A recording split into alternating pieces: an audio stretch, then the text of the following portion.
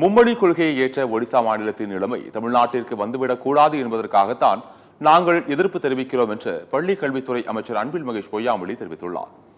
இந்திய மாணவர் சங்கம் சார்பில் சென்னை மாநில கல்லூரிகள் மாநில கல்வி உரிமையை பாதுகாப்பது தொடர்பான கருத்தரங்கம் நடைபெற்றது. இதில் உயர்கல்வித்துறை அமைச்சர் கோவிச்செழியன் மற்றும் பள்ளி கல்வித்துறை அமைச்சர் அன்பில் மகேஷ் பொய்யாமொழி ஆகியோர் கலந்து கொண்டு மாணவர்கள் மத்தியில் பேசினர். தமிழ்நாடு பள்ளிகளில் 2021ஆம் ஆண்டு 16 விழுக்காடு இருந்த இடைநிற்றல் தற்போது 5 விழுக்காட்டிற்கு கீழ் வந்துள்ளதாக அமைச்சர் அன்பில் மகேஷ் குறிப்பிட்டார். மும்மொழி கொள்கையை ஆதரித்த ஒடிசா மாநிலத்தின் நிலைமை தமிழ்நாட்டிற்கு வந்துவிடக் கூடாது என்பதற்காக முன்னெச்சரிக்கை நடவடிக்கையாக எதிர்ப்பு தெரிவிக்கிறோம் என்றும் அமைச்சர் அன்பில் மகேஷ் பொய்யாமொழி தெரிவித்தார்.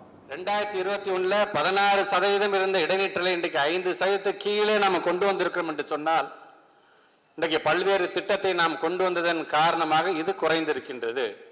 நானும் ஒரிசாக்காரன் தானே, ஏன் இந்த மும்மொழி கொள்கையை ஏத்துக்கிட்டாதான் என்ன என்று சொல்லும் பொழுது அப்ப நாங்க கேட்டோம், நீங்க நான் இந்திய ஸ்டேட்ல தான் வந்தீங்க, ஆனா உங்களுடைய மாநிலத்தை சார்ந்திருக்கின்ற ஒரியா மொழியோட நிலைமை என்னாச்சு? இந்தி மெல்ல மெல்ல விழுங்கி விட்டது. அப்படிப்பட்ட ஒரு நிலை எங்களுடைய தமிழுக்கு வந்துவிடக் கூடாது என்பதற்காகத்தான் இதை நாங்கள் மறுக்கிறோம் என்று சொன்ன பொழுது